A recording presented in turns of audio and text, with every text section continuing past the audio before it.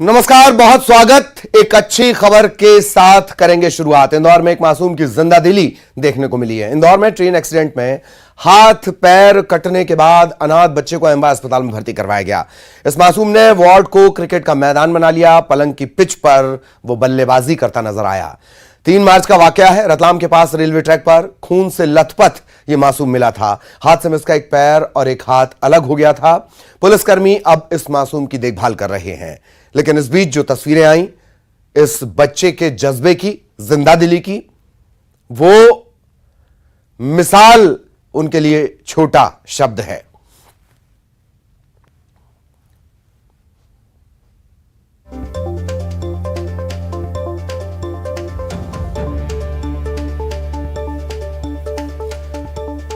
Police वाले इस मासूम बच्चे की देखभाल कर रहे हैं, देखरेख कर रहे हैं। इन सबके बीच इसने अस्पताल के वार्ड को अपना क्रिकेट मैदान बना दिया। इंदौर के एमबा अस्पताल के पीडियाट्रिक वार्ड का यह मामला है। अस्वस्थ बच्चों के साथ 6 साल का मासूम, इसका अपना नाम तक नहीं पता है। इसकी मासूमियत का अंदाजा इससे लगाइए। 3 मार्च को रतलाम के पास रेलवे ट्रैक पर खून से लथपथ यह मिला था। दूसरा हाथ, दूसरा पैर बुरी तरह कुचले हुए थे। 2 सर्जरी करनी पड़ी, बड़ी बड़ी सर्जरी। जान तो बच गई, लेकिन ये बच्चा है कौन, कहां से आया, अब तक किसी को पता नहीं। इसकी टूटी फूटी बातों से पता चलता है कि संभवतया ये आदिवासी वर्ग से ताल्लुक रखता है।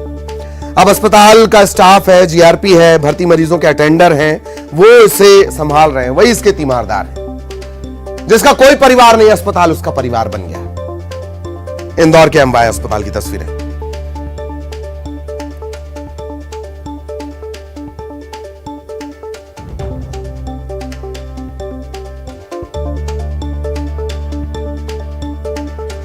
वार्ड में एंट्री करते ही सुबह से शाम तक क्रिकेट का माहौल। बल्ले से बॉल पर शॉट मारने की आवाज। ये पूरे दिन भर का नजारा होता है जो इस वक्त आप देख रहे हैं। पूरा स्टाफ ये अब इसका परिवार है, क्योंकि परिवार के बारे में पता नहीं। यही जिंदा दिली है। मासूम इनके साथ एक परिवार की तरह मिक्स हो गया है।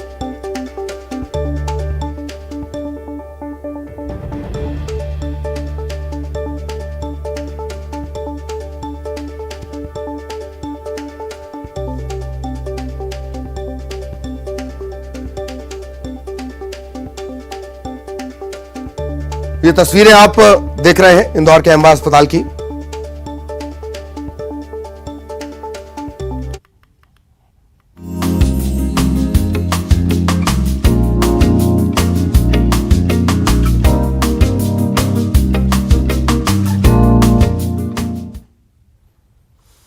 दुर्ग जिले का बोरीगार का गांव उस वक्त गर्व से भर गया जब गांव की बेटी हिशा प्रदेश की अग्निवीर, ये महिला अग्निवीर हैं, ये बनकर वापस लौटी हैं।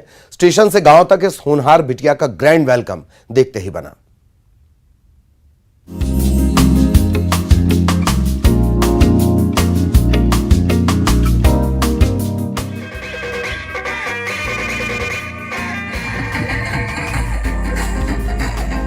बोरीगार का गांव की खुशी है ये, और गांव का हर शख्स गर्व में डूबकर अपनी बिटिया का वेलकम कर रहा है, क्योंकि गांव की बेटी भी नेवी में अग्निवीर बनकर वापस लौटी है। किसी ने फूल बरसाए, किसी ने गले लगाया, किसी ने जय घोष किया।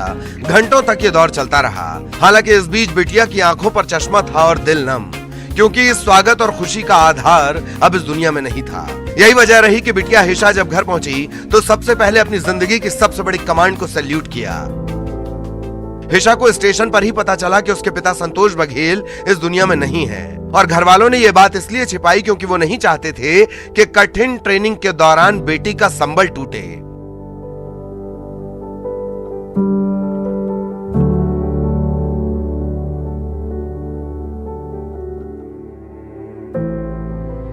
घर पहुंचते ही हिशा की आरती उतारी गई। पूरा गांव उनके घर के बाहर पहुंच गया इस अग्निवीर होनहार हिशा की एक झलक पाने के लिए।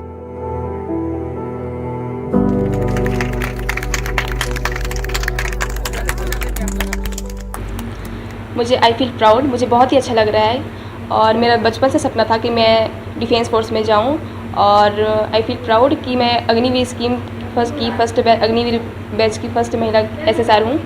और इसके लिए मैंने बहुत मेहनत किया था, सो आई फील प्राउड। इसके लिए कितना संघर्ष करना पड़ा? मैंने इसके लिए बचपन से तो मैं तैयारी करी थी। मैंने क्लब ज्वाइन किया था डिफेंस फोर्स में जाने के लिए, उनके लिए मैं बचपन से प्रिपरेशन कर रही थी। और इसके लिए मैंने एनसीसी भी ज्वाइन की थी कि मैं डिफेंस फोर्स में क्या क्या होता है क्या नहीं होता है उनको जानने के लिए। और मुझे वर्दी पहनने का बहुत जुनून था और सो मैंने इसलिए। ये हेशा के पिता की ही अंतिम इच्छा थी कि बेटी के गांव पहुंचने पर उसका स्वागत किया जाए। 6 महीने की कठिन ट्रेनिंग के बाद पहुंची हेशा ने बाकी लड़कियों को हौसला भी दिया और अग्निवीर योजना के फायदे भी बताए। जो अपकमिंग गर्ल्स है जो डिफेंस फोर्स में जाना चाहती है उनके लिए मैं यही कहना चाहूँगी कि आप भी कठिन परिश्रम और लगन से मेहनत कीजिए, आपको अपनी सफलता जरूर मिलेगी। जो विलेज की जो लड़कियां हैं जो आगे डिफेंस फोर्स में जाना चाहती हैं उनके लिए बहुत अच्छी स्कीम है। वो आगे बढ़ के अपने देश के लिए वे अपने स्टेट का अपने गांव का नाम रोशन कर सकती हैं। तो ये स्कीम बहुत ही अच्छी है उन लोगों के। और इसमें जो 25% है वो चाहते हैं तो ऐसे नहीं कि स्कीम 4 साल का है, 4 साल के बाद आप आउट हो जाओ। उसमें जो 25% में जो आएंगे वो अपनी जो सर्विस है वो कंटिन्यूसली कर सकते हैं। तो ये स्कीम बहुत ही अच्छी है। इस खुशी के पीछे दर्द का एक समंदर भी था। हेशा की ट्रेनिंग के दौरान ही पिता दुनिया से जा चुके थे, लेकिन हेशा को जानकारी नहीं दी गई। अग्निवीर योजना के ऐलान के बाद से ही पिता को अपना सपना सच होता दिखने लगा था। पिता के सपने को सच करने के लिए हेशा ने भी दिन रात एक कर दिया। उतई के स्कूल से निकलकर कॉलेज में बतौर एनसीसी कैडेट हेशा ने देश की सुरक्षा का प्रण ले लिया था। गांव के मैदान में लड़कों के साथ दौड़ने वाली अकेली हेशा ने सितंबर 2022 में नौसेना में अग्निवीर योजना के तहत आवेदन किया, कामयाब हुई। 12 सालों से कैंसर से जूझ रहे पिता ने हेशा और बाकी बच्चों का भविष्य बनाने के लिए अपना ऑटो ही नहीं बेचा, बल्कि सांसें भी समर्पित कर दी। अब भले ही पिता नहीं है, लेकिन उनकी बिटिया समंदर की अग्निवीर बन चुकी है। न्यूज़ 18 के लिए दुर्ग से मिथिलेश ठाकुर की रिपोर्ट। और अब जो खबर हम आपको दिखाने जा रहे हैं उसे देखकर आपको शायद गुस्सा आए, आप सिस्टम को कोसें और लापरवाहों को दोष भी दें, लेकिन इससे कुछ होने वाला नहीं, कुछ बदलने वाला नहीं। बदलेगा तब जब जिम्मेदार अपनी जिम्मेदारी समझेंगे भी, निभाएंगे भी।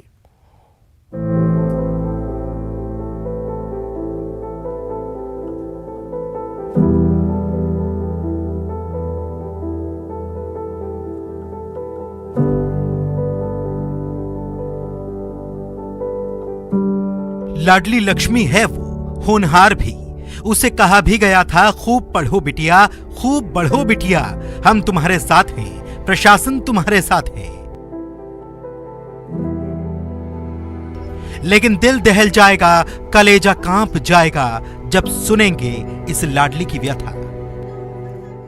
अंकल 5 साल पहले मेरा एक्सीडेंट हो गया था, जिस चक्कर में पापा ने मतलब मेरे इलाज में दुकान मकान सब कुछ बेच दिया था। वो आज 5 साल से परेशान थे।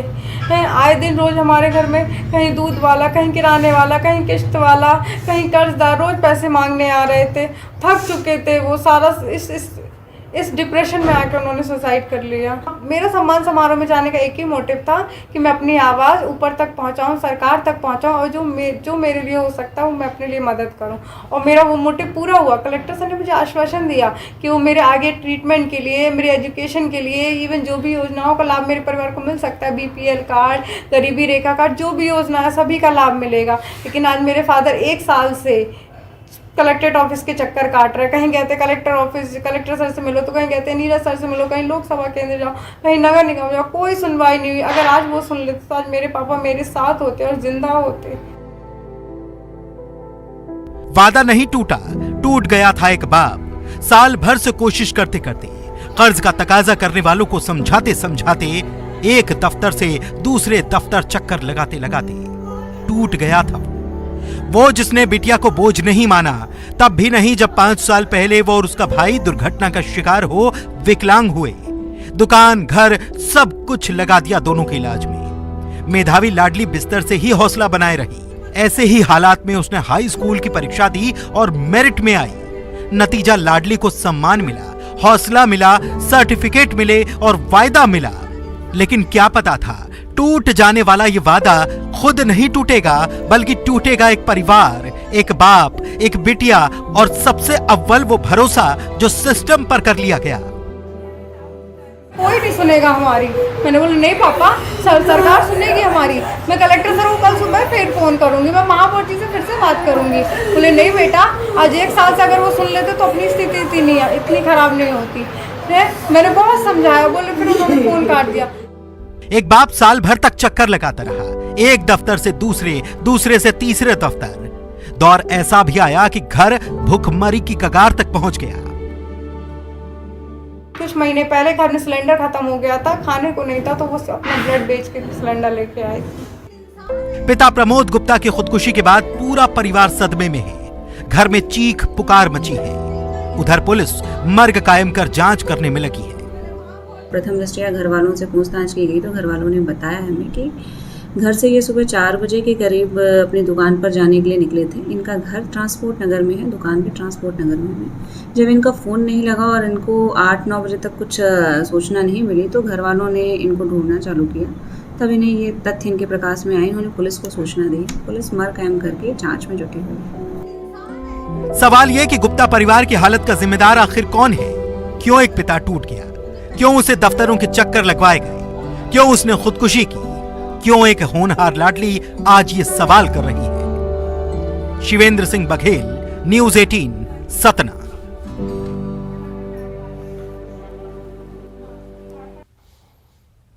और वहीं न्यूज़ 18 पर खबर दिखाए जाने के बाद लोग इस परिवार की मदद के लिए अब आगे आ रहे हैं। मदद करने वाले सरकार से पूरे मामले की निष्पक्ष जांच भी करने की मांग कर रहे हैं। पीड़ित बेटी ने न्यूज़ 18 को धन्यवाद दिया। यह भी कहा कि काश समाज और प्रशासन पहले मदद करता तो पिता का साया उसके सिर से न उठता। मेरी मदद की उसके लिए बहुत बहुत धन्यवाद। मैं उनको दिल से शुक्रिया करना चाहती हूँ, लेकिन बस एक ही आज थोड़ा सा ये लग रहा, काश ये मदद थोड़ी पहले हो जाती। मैं गया था अभी पीड़ित परिवार के लोगों के पास में, जो बन सका मैंने मदद भी किया। लेकिन ये एक बहुत शर्म की बात है। वो अधिकारियों का साफ नाम लेके बता रही है कि यहाँ के एसडीएम के पास इतने सालों से 1 साल से जा रहे हैं। उन्होंने एसडीएम ने रिजेक्ट कर दिया है। मुझे लगता नहीं कि अब यहाँ का शासन प्रशासन या यहाँ के नेता लोग जो हैं वो गरीबों की मदद के लिए हैं। उनसे तो जितना बन सकता है एक मच्छर की तरह खून चूसने में लगे हैं। ये बहुत शर्म की बात है और इसको संज्ञान में लेते हुए मैं माननीय मुख्यमंत्री से आग्रह करता हूँ कि इसमें जो भी दोषी लोग हों, किसी न किसी को तो जवाबदारी लेना पड़ेगा ना। कह करके केवल ये कह देने पे कि एक संख्या घट गई, कोई गरीब का पूरा परिवार उजड़ गया, इसके लिए जवाबदारी लेना पड़ेगा और दोषी अधिकारी के ऊपर सख्त से सख्त कार्रवाई हो, जिसमें एक प्रदेश में मैसेज जाए और लोगों तक ये योजनाओं का लाभ पहुँचे। उन्होंने तो बना रखी है गरीब लाडली बहन, लाडली भांजी योजना, लेकिन उस सब में कोई लाभ नहीं मिल पा रहा है। मैं आग्रह करता हूँ फिर से आपके चैनल के माध्यम से कि इसमें सख्त से सख्त कार्रवाई करें, जिसमें एक मैसेज जाए पूरे प्रदेश में। सहयोगी शिवेंद्र हमारे साथ जुड़े हुए हैं। शिवेंद्र, ये अच्छी बात, खबर का असर भी हुआ, एक धन्यवाद भी मिला, लेकिन ये मिशन तब कामयाब होगा जब पूरी मदद मिल पाएगी, बेटी का इलाज हो पाएगा। शिवेंद्र, बाद अब जो सतना जिला प्रशासन है बचाव की मुद्रा में है। अब वो उस आवेदनों पर कमियां ढूंढ रहा है जो आवेदन पिता ने दफ्तरों में जाके दिए थे। उनका कहना ये था कि आवेदन ही त्रुटिपूर्ण है, उस पे आय संबंधी जो दस्तावेज पेश किए गए थे वो आय की सीमा में नहीं थे। लेकिन यदि हम बात करें नाकामी की, तो आप सतना जिले में 22 लाख परिवार हैं। 22 लाख परिवार में 6,18,000 ऐसे परिवार हैं जो गरीबी रेखा से नीचे हैं और सरकार की समस्त योजनाओं का लाभ ले रहे हैं। उनमें से एक ऐसा ये परिवार, पीड़ित परिवार था जिसकी बेटी विकलांग थी, दिव्यांग थी और पढ़ाई में अव्वल थी। उसका सम्मान हुआ, उसको हर तरह से सुविधा देने का वादा किया गया और सिर्फ एक आवेदन में त्रुटि हो गई। त्रुटि सुधार करने के लिए मार्गदर्शन नहीं दिया गया, बल्कि उसका फॉर्म ही रिजेक्ट कर दिया गया। तो कुल मिला के अब प्रशासन बैकफुट पर है और इस पूरे मामले में अपनी गर्दन फंसता देखकर बचाव के मुद्रा में है। हाँ, लेकिन और पूरे मामले में अभी तक कोई भी जिला प्रशासन के अधिकारी चाहे कलेक्टर अनवर बरबरों हो, कई बार हम लोगों ने फोन किया, उनसे बात करने की कोशिश की कि आप अपना पक्ष रखिए, उस पीड़ित परिवार को मदद क्या कर सकते हैं, लेकिन वो मीडिया के सामने आने को तैयार नहीं है। तो कुल मिला के इस पूरे प्रकरण में सतना का जिला प्रशासन पूरी तरह से दोषी है और इस पूरे मामले में आदरणीय मुख्यमंत्री जी को संज्ञान में रहना चाहिए, क्योंकि एक लाडली जो बहना के साथ साथ लाडली लक्ष्मी और एक पिता जिसकी मौत हुई है, पूरा परिवार टूट गया है। तो कुल मिला के अभी जो जानकारी मिली है, कलेक्टर ने 50,000 रुपए रेड क्रॉस सोसाइटी से देने की बात कही है, लेकिन अभी इस तरह कोई आदेश जारी नहीं हुए हैं। शायद कुछ मदद करे, लेकिन हाँ, सतना के कुछ समाज सेवियों ने मदद की है। मदद करने वाले उससे मिलने भी जा रहे हैं, लेकिन उसकी निगाह जो बेटी अनुष्का है उसका कहना ये है कि काश ये जो मदद है पहले मिल जाती, उसके पिता का साया उसके सर से न उठता। जी चलिए, बहुत बहुत धन्यवाद शिवेंद्र इस तमाम जानकारी के लिए। इधर उज्जैन में रेलवे स्टेशन पर एक कुली ने युवक की जान बचाई। मुंबई से चलकर इंदौर की तरफ जाने वाली अवंतिका एक्सप्रेस जैसे ही उज्जैन रेलवे स्टेशन पहुंची, युवक चलती हुई ट्रेन में चढ़ने की कोशिश कर रहा था। अचानक से पैर फिसला और ये ट्रेन और प्लेटफॉर्म के बीच फंस गया। ये देखते ही कुली ने तत्काल इसका हाथ पकड़ा और इसे खींचकर बाहर निकाला और इसकी जान बचा ली।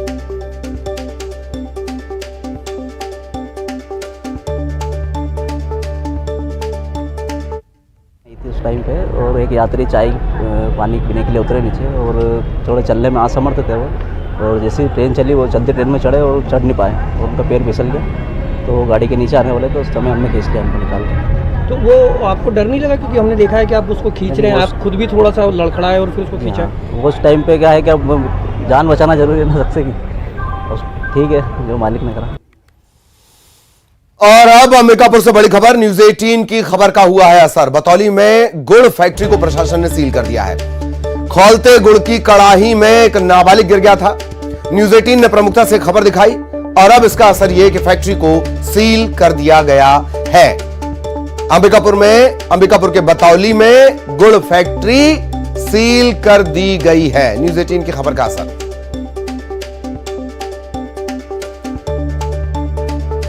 श्रवण महंत हमारे संवाददाता हमारे साथ जुड़े हुए हैं। श्रवण, पूरी जानकारी।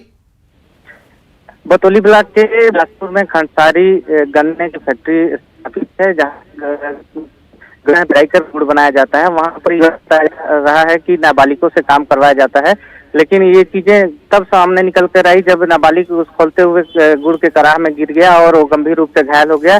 उसे जो गुड़ का संचालक थे वो उसे किसी निजी अस्पताल में भर्ती कर दिए गए और उसके परिवार को ये दबाव बनाया गया कि वो किसी तरह से FIR ना करे या शिकायत ना करे उसकी। लेकिन जैसे ही जानकारी मीडिया कर्मियों को लगी, न्यूज 18 को लगी, वैसे ही हमने इस खबर को प्रमुखता से दिखाया था और खबर दिखाने के बाद प्रशासन हरकत में आई और उस गुड़ फैक्ट्री को आज तहसीलदार की टीम ने सील कर दिया है। और बताया जा रहा है कि उसके सारे दस्तावेज को खंगाला जा रहा है और उसके साथ साथ क्षेत्र में जितने भी खंडसारी उद्योग संचालित हैं, जो अवैध जो गुड़ बना करके जो है वो मार्केट में बिक्री कर रहे हैं, उसकी जांच की जा रही है। तो एक बड़ा जो है खबर का असर न्यूज 18 के खबर के दिखाने के बाद देखने को मिला है कि प्रशासन की टीम जो है वहां पर पहुंची है।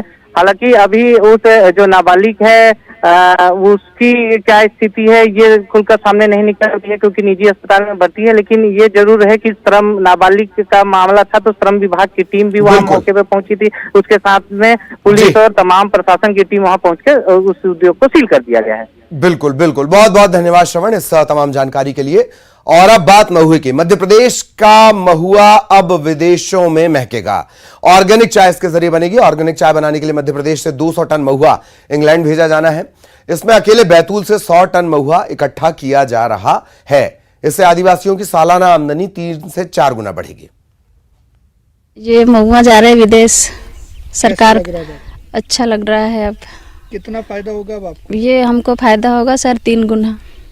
कभी आप लोग ने चाय बनाई महुआ? नहीं सर, नहीं, पता ही नहीं था। ये जो महुआ कलेक्शन होने के बाद में ये इंग्लैंड जाएगा और इसमें हमारे देश और गांव का नाम भी अच्छा होगा और अच्छे से अच्छा इनको दाम मिलेगा। 100 रुपये के लगभग इनका रेट हमें ऐसा सुनने में आया है, बताया गया है कि 100 रुपये, 100 से ज़्यादा भी जा सकता है, लगभग ऐसा जाएगा। तो इनकी आर्थिक स्थिति में 3 गुना सुधार आएगा। जो एक वर्ष में जितनी कमाई होती थी, इनकम होती थी इनकी, ये 3 वर्ष का इकट्ठा 1 वर्ष में इनको होगा। वहाँ का लोग महुआ से चाय बना देते हैं। वहाँ का चाय, महुआ का चाय ऑर्गेनिक चाय के रूप में बहुत ही फेमस में इंग्लैंड है। सो नेट क्वालिटी महुआ में क्या है, धूल मिट्टी कुछ भी नहीं रहेगा। सो उसका डिमांड अच्छा था। सो जो महुआ हमने 35 रुपये में खरीदा वो 110 रुपये को बिका इंग्लैंड। श्योपुर के कूनो नेशनल पार्क से बाहर निकलकर लगातार रिहायशी इलाकों के आसपास देखा जा रहा नर चीता ओवान अब शिवपुरी के माधव नेशनल पार्क में पहुंच गया है। कूनो के अधिकारियों का मानना है कि चीते को तब तक ट्रैंक्विलाइज करके कूनो नहीं लाया जाएगा जब तक वो किसी और के लिए और उसके लिए कोई खतरा न बन जाए। आपको बता दें कि कूनो नेशनल पार्क में कुल 20 चीते लाए गए। एक मादा चीते की किडनी इंफेक्शन से मौत हो चुकी है। एक मादा चीते ने 4 शावकों को जन्म दिया है। 4 शावकों को मिलाकर कूनो में चीतों की संख्या हो गई है 23। कूनो के अधिकारियों ने अब तक 4 चीतों ओवान, आशा, फ्रेंडी और एल्टन को खुले जंगल में छोड़ दिया है। अब लगातार कूनो के जंगल से बाहर निकलकर ये इधर उधर घूम रहे हैं।